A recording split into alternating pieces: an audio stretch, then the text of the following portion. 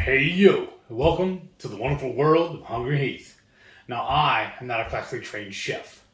What I am is a self-taught home cook. I have studied under several television chefs. I have a PhD from YouTube University and a black belt in Google Fu. I love to cook. The only thing I love more than cooking is my wife, the sensational Shelly eats steak. Together, we host what we like to call the Friday Night Feast. Now this happens every Friday night, 6:30 Central. We'll cook up an entree, maybe a couple little snacks. We'll show you all how to do it. Then we'll just sit around and just enjoy the fruit of our labors with all of our friends in the Hungry Horde. We hope y'all can tune in sometime. We have a blast every Friday night. But today's video, I'm doing something that I saw Malcom Reed from the YouTube channel HowToBBQRight. He did a pulled beef chuck roast. Yeah. And I have about a 7.5 pounder here. No, it's a 3.5. 7? Did I say 7.5? I know. I was like, man, you got a huge one. Brontosaurus. Yeah. There's like 3.4679 or something, you know. 3.5. Yeah, roughly. And he did his special seasoning on it, and he does his own blends.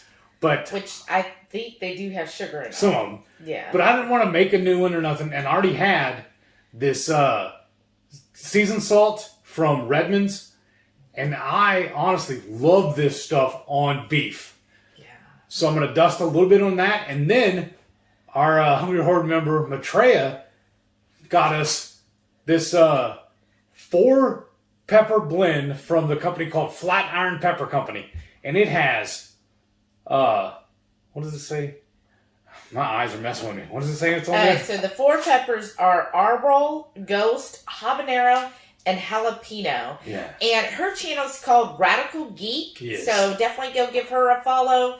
But we really love this stuff. As you can see, it's almost out. She's a fellow pepperhead. Yeah. But Flatiron Pepper Company. Really good stuff. Very clean. It's just the peppers, y'all. Yes. So really clean ingredients. That's why we love that she introduced us to this. And she got us another one that's even Hotter. Spicier.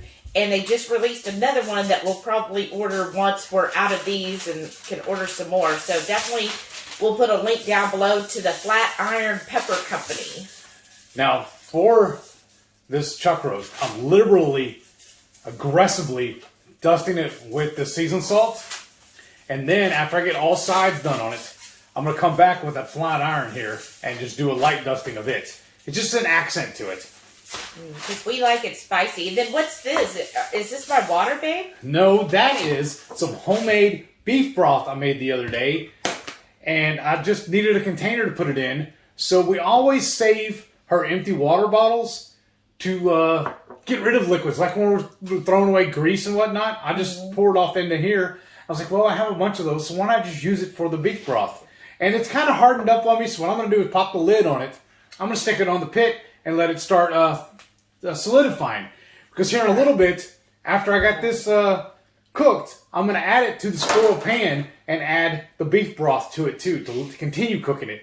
Because we're going to make it almost like pulled pork, but we're going to do it with beef.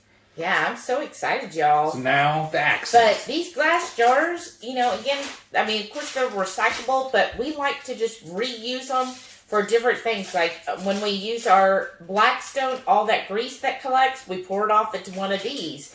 Easy way of disposing of like dirty grease if you don't want to reuse that type of grease. Because we love this one because it has a screw-on lid. Yeah. I can do that, throw it in the trash, and not worry about it leaking.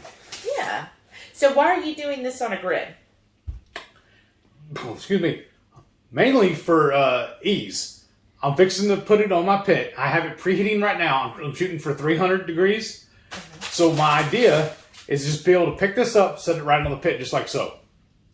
It makes it easier to pull it on and off. And that way I don't have to worry about losing it. That is my app, my Traeger app, let me know that the pit is up to temp now. I love that thing because I can control everything while I'm sitting on the couch. That's why I love pellet cookers. They're so much better than my old school wood burners that I had to babysit. This is basically like easy bake oven. an easy bake oven. Just set it and forget it. As long as I have the hopper full of all the pellets, I'm good. See me about to. So now that it's up to Pimp, I'm going to walk outside and put it on the pit. Dinner. Alrighty. Now that we got the temp, let's just slide this on. I'll put it dead center and let it go. So I just pulled this off the pit. It's been cooking for about 4 hours. So now I'm going to transfer it over to a pan after I drop it. And then I'm going to add about a half a stick of butter to it. I'm just going to lay it right on top.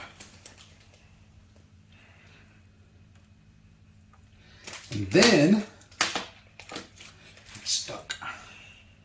I'm going to add a little bit of my homemade beef broth. I just rendered down some bones in the Instant Pot. I have a video that I've done that before. I'll link it at the bottom. So I'm just going to add this to the pan. I'm not going to try and cover it. I'm just going to put enough in there so we can keep everything moist. And that looks about perfect actually. Then we're going to cover that with foil and put it back on the pit and let it go for about an hour and a half. Alrighty folks, it's been an hour and a half. Let's take a peek. Oh, it smells good. I'm just going to peel it back and check it with my temp gauge. And I'm not really actually taking a temp on it. Oh, but look at all that steam coming off of there. I'm just going to check it for tenderness and see how easily. Oh yeah, I'm just probing it, not for, like I said, for the temperature, just to see how tender it is. That just slides right through. I bet you if I took a fork and started playing with it, it'd start crumbling apart. So I'm going to put it off the pit, take it inside, let it cool for a minute. Alrighty folks, we got it back inside, and I'm just, look at that falling apart in my hands. This is amazing. We let it rest for a little over 30 minutes, right? Almost an hour, yeah. Okay. So I'm just going to pull it apart and throw it in the pan. We did, if you see the measuring cup here, we did drain all that juice back off. And the way Homeboy did it is he mixed a little bit of that beef juice with his barbecue sauce. So we did it with my Ketochow barbecue sauce. We did equal parts of the au jus, I guess, really. Yeah. Mixed that up, and I'm just using the leftover hot sauce bottle. So we got a little spice in there too. Yeah. Whatever remnants was left. So I'm just picking this up and tearing it by hand, kind of like you would, pulled pork. We got pulled beef. And look at the crust that got on this, y'all. Yeah. That's my favorite part of smoked meat is the crust. But I can't stand it. I had to try it. You want a little piece? You want to try some too? You want to? That's amazing. So I'm just breaking it back up into that same pan we cooked it in, and then we'll pour this sauce on top of it and shred it up, and then we're going to come back and start putting it in a bowl, and I will probably add some cheese and probably some pickles to mine. Wow. Kind of dress it up like you would like a barbecue sandwich. Or a barbecue sandwich, or I was thinking like a baked potato.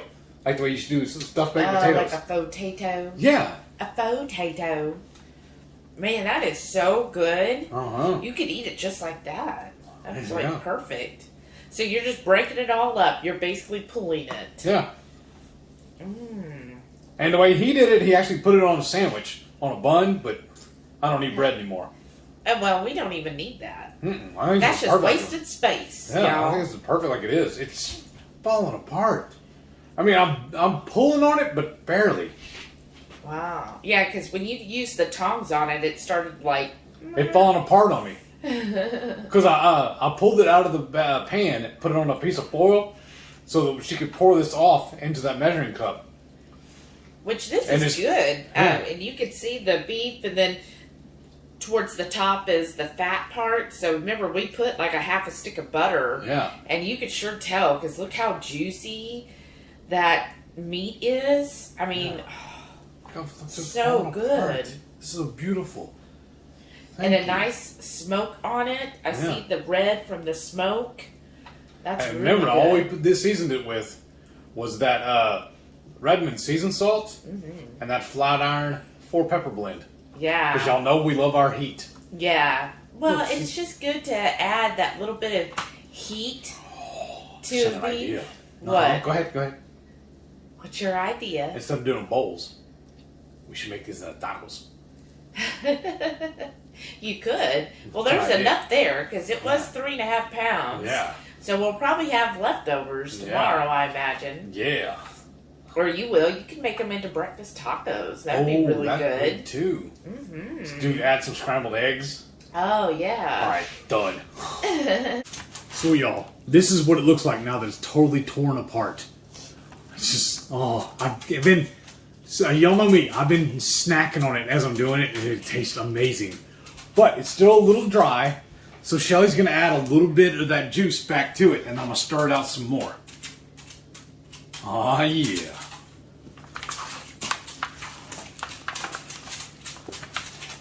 It's a good thing I'm wearing gloves. I'm just getting here and just toss it up really good. I can see us making this more often. It may even need a little bit more spice on it. Look at that. I'm just really pleased with how this turned out. I found a couple more pieces that are a little chunkier, so I'm just tearing them up as I go. But I'm really pleased with how this turned out. So I'm gonna scoop this out, make it in a bowl, and we'll be right back. Alrighty folks, now I got that awesome pulled beef in a bowl, and I topped it with a little dollop of sour cream, a little guacamole, and some shredded, I got these cracker cuts from HEB. It's the Reaper cheese. And I just diced it up real quick and threw it over top of it. So it's like shredded almost. And then as soon as my wife is done doing hers, man, that looks so good. And this is, what is it again? I'm calling it an au jus barbecue sauce. We mixed the drippings from when we cooked it with some of my barbecue sauce. Just did equal parts. I'm just going to drizzle some over the top of my bowl. Man, this looks good. Oh, and it smells good too. It sure does. Like I said too, I just used an old bottle of habanero hot sauce, so it has a little heat on there too. Yeah. Oh, wow. I'm gonna roll mine over in my bowl, get it kind of good mixed up, so I get that sour cream and that guacamole in there. Kind of doing it. I'm liking it to like almost like a stuffed baked potato. See, look, a little bit of everything on that bowl, on that spoon. That beef definitely got that little smoke flavor to it. I mean, with the pellet smoker, it is a very faint smoke flavor, but you can still taste it. The beef is just perfect. It's so tender.